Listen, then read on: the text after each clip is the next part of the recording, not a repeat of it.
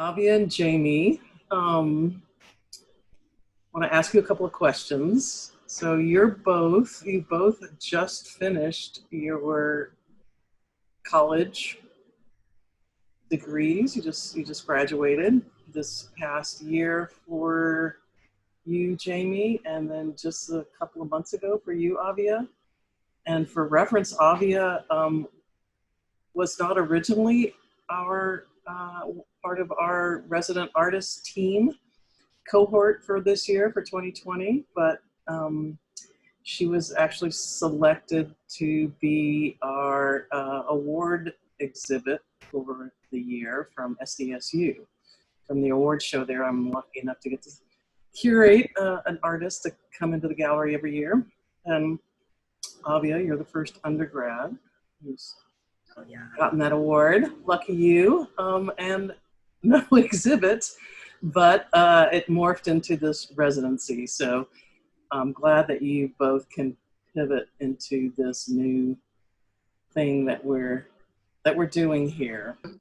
Just to give it like a little context, I started my residency here on June 1st. So that was when things had started again in the world. And that was about a week after the murder of George Floyd. And I felt like I had an idea of what I was going to do when I first got here, and that completely derailed. And so I've been doing some other. Bobby and I have been able to organize, and we created a fundraiser for 2 local Black organizations while we were here, and that has been.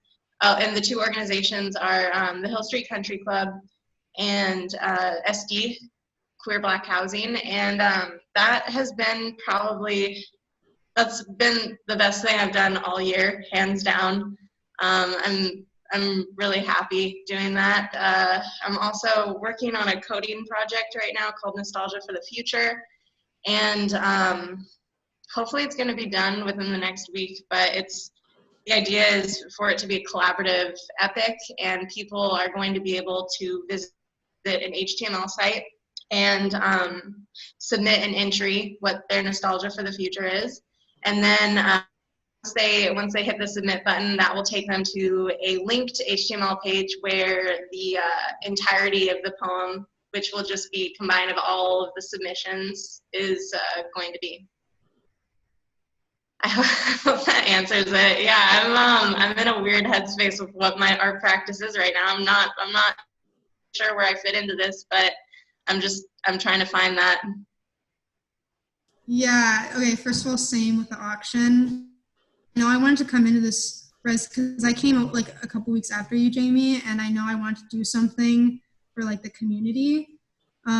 Which is really beneficial because I feel like my whole career as an artist has been kind of just selfish. Like, oh, I just make paintings for myself, and then I sell the paintings, jazz. And I realized I had been in like this art block for the past like 9 months, and I think I realized it was the fact that my work was so selfish, which is fine for other people, but for me, I don't think it was fulfilling enough. So I think more community work in the art field is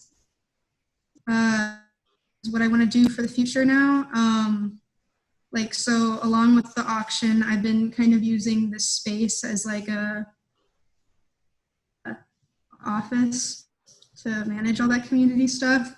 And I sold a bunch of paintings, and I raised I put it into an art fund of my own personal paintings since like freshman year of college, and raised money to buy oil painting supplies for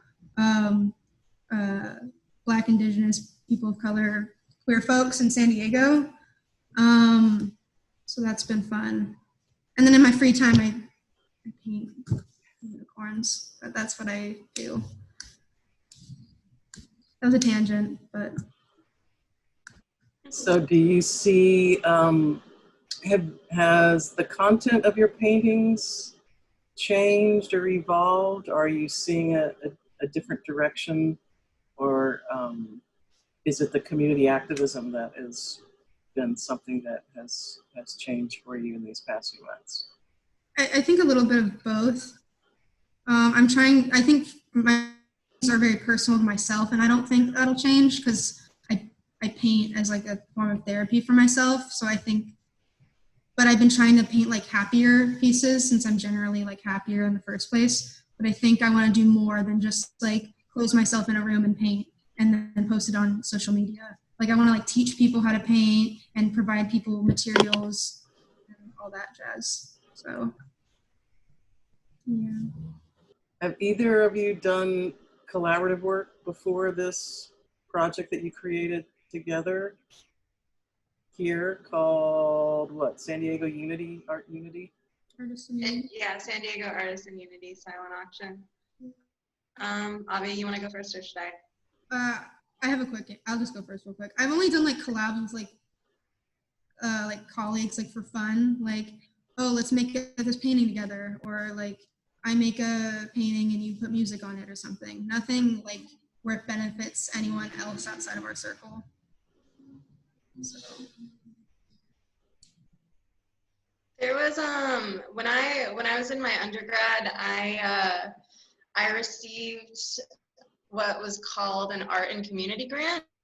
I used that money, and I did have some co-organizers, so it wasn't just me solely, but like I had been the one to apply for the grant, and what I did with the money was I reserved a space on campus, and about once a month, a bunch of like the art and the film kids would all get together, and the money would go to feeding everyone. So one time I made a big pasta dinner for everyone, and I had like the meat sauce, and I had a vegetarian option. Another time I just got pizza. So that was really, really cool because food scarcity is like a big on campuses, especially in a place like Santa Cruz because it's so expensive to live there. So yeah, it felt good to take money straight from the UC and give it back to the student. Originally, as part of your project to create and deconstruct and reconstruct propaganda posters, the community. Seems like it might be a time for that.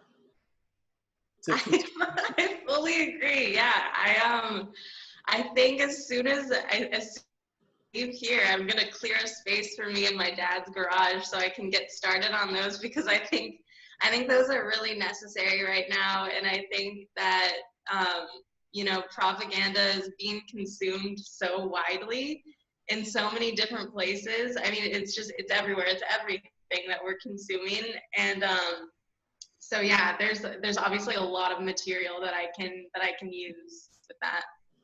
So I wonder, before we close, if you have questions for each other, any thoughts you want to share. And I just want to say that I've learned so much from the both of you. It's super inspiring for me with my mask on to, you know, to learn from you and see how you operate and create something together and use media the way you do, or so how skilled you both are at that. So it's been a rough month, and y'all have it's helped me that y'all are here. I really appreciate it.